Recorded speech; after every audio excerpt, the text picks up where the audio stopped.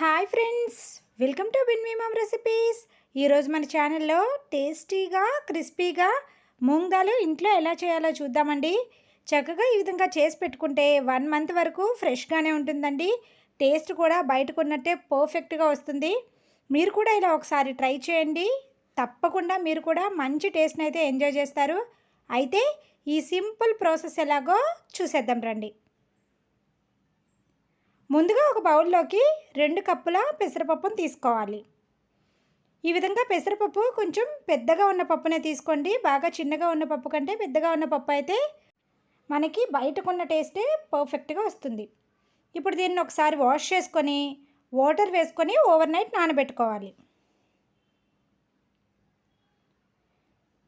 చూసారు కదండి, early morning చూసేటప్పటికి పప్పు అనేది చక్కగా నానింది. పప్పు కూడా చూసారా, మనం బాగా పెద్దగా ఉన్న పప్పు తీసుకోవడం వల్ల నానిన తర్వాత మరింత పెద్దగా అవుతుంది. ఇప్పుడు దీనిలోని వాటర్ని తీసేసుకోవాలి.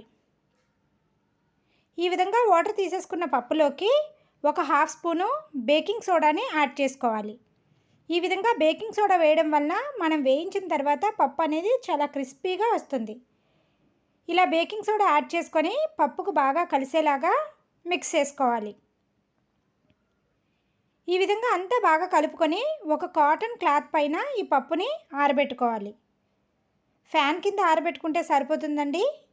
చక్కగా ఫ్యాన్ గాలికే పప్పుని ఆరబెట్టేసుకోవాలి. చూసారు కదండి, ఈ విధంగా పప్పు మొత్తం స్ప్రెడ్ చేసుకొని ఒక 1/2 అవర్ ఆరబెట్టుకుంటే సరిపోతుంది.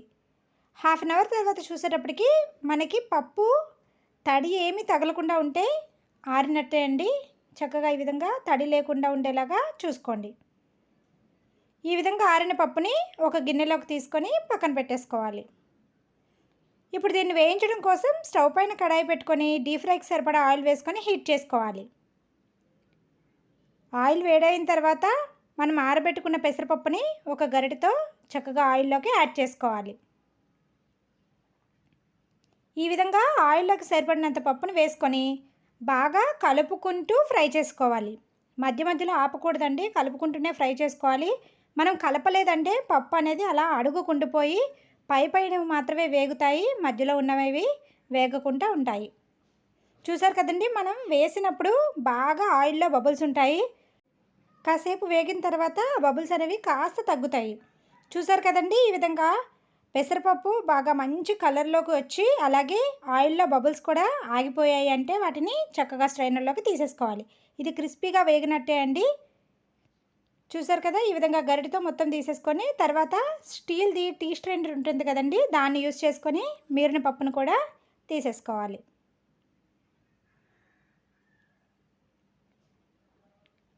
అదేవిధంగా మిగిలిన పెసరపప్పును కూడా ఆయిల్లోకి వేసుకొని ఫ్రై చేసుకోవాలి. చూసారు కదండి, ఎంతో క్రిస్పీగా ఉండే మూంగ్ దాల్ రెడీ అయిపోయింది. ఇప్పుడు ఒక చిన్న రోలుని తీసుకొని దానిలోకి ఒక 1/2 స్పూన్ సాల్ట్ వేసుకొని బాగా మెత్తగా పౌడర్ లాగా చేసుకోవాలి. ఈ విధంగా సాల్ట్ని పౌడర్ చేసి యాడ్ చేసుకోవడం వల్ల మనకి పప్పులోకి ఈవెన్గా కలుస్తుందండి. కాబట్టి డైరెక్ట్గా సాల్ట్ కంటే కూడా సాల్ట్ని విధంగా పౌడర్ లాగా చేసుకొని యాడ్ చేసుకోండి. ఇలా పొడి చేసుకున్న సాల్ట్ని ఒక 1/2 స్పూను మూంగ్ దాల్లోకి యాడ్ చేసుకొని బాగా మిక్స్ చేసుకోవాలి. అంతే అండి, ఎంతో క్రిస్పీగా టేస్టీగా ఉండే snack recipe moong dal ready. తప్పకుండా మీరు కూడా ఇలా ఒకసారి ట్రై చేయండి. పర్ఫెక్ట్ టేస్ట్ అయితే వస్తుందండి. ఈ టిప్స్ ఫాలో అయితే మంచి క్రిస్పీగా ఉండే మూంగ్ దాల్ అయితే మీరు ఎంజాయ్ చేస్తారు. ఇలా ఫ్రై చేసుకున్న దాన్ని గ్లాస్ జార్లో స్టోర్ చేసుకుంటే 1 మంత్ వరకు కూడా క్రిస్పీగానే ఉంటుంది. వీడియో నచ్చితే లైక్ చేయండి అండ్ మీ ఫ్రెండ్స్కి రిలేటివ్స్కి షేర్ చేయండి. ఇలాంటి మరెన్నో ఇంట్రెస్టింగ్ రెసిపీస్ కోసం ఛానల్ని సబ్స్క్రైబ్ చేసుకోండి. Thank you for watching.